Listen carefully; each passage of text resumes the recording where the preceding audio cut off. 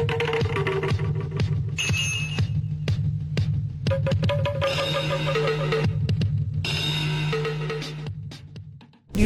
Gathering প্রসেসটা কিন্তু একদমই আলাদা। সবাই সংবাদ খুঁজে পায় না। একটা জায়গায় 5 জন আছে, 5 জনকে জিজ্ঞেস করার পরে দেখা যাবে একজন আসল কথাটা বলতে পারছে। ওই আসল ব্যক্তিটা হলো সত্য আসল সংবাদটা নিয়ে আসতে পেরেছেন। নিউজ পেতে গেলে কি করতে হয়? আইডিয়া জেনারেট করতে হয়, খুঁজতে হয়, নিউজ খুঁজতে হয়, আইডিয়া চিন্তা করতে হয়, কোথায় আমি নিউজ পাবো, কোন বিষয় নিয়ে নিউজ পাবো।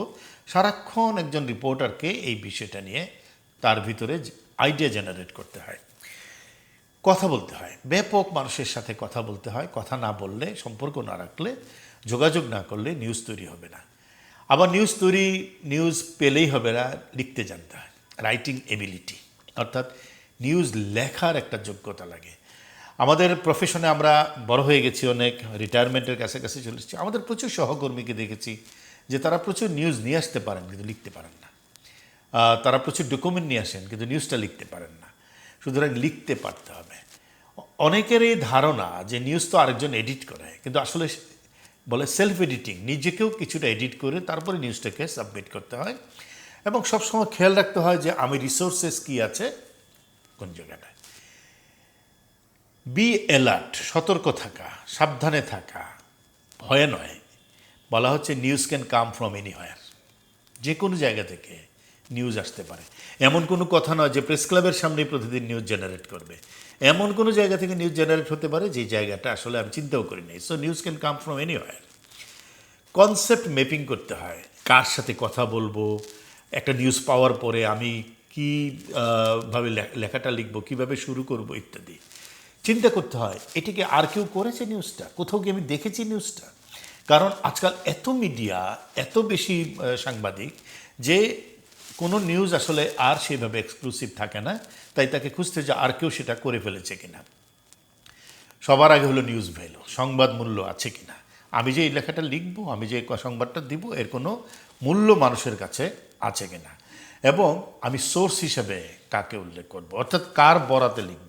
সাংবাদিকরা নিজে কিছু লিখে না, কোনো না কোনো বরাতে লেখে। এমনকি অ্যাক্সিডেন্ট স্বচোখে দেখার পরেও সাংবাদিক লিখে পুলিশ জানায়। কারণ নিউজটাকে বিশ্বাসযোগ্য করতে মানুষের কাছে বলতে হয় এবং উপস্থাপন করতে হয়। এবং একটা ডেডলাইন থাকে, নির্ধারিত সময়ের মধ্যে নিউজটা দিতে হয়। সময় চলে গেলে যত দামি নিউজই হোক, যত ভালো লেখা হোক, সেটা শেষ পর্যন্ত আর মানুষের কাছে খুব গুরুত্বপূর্ণ হয় না। সোর্স হলো নাম্বার 1 ভিত্তি।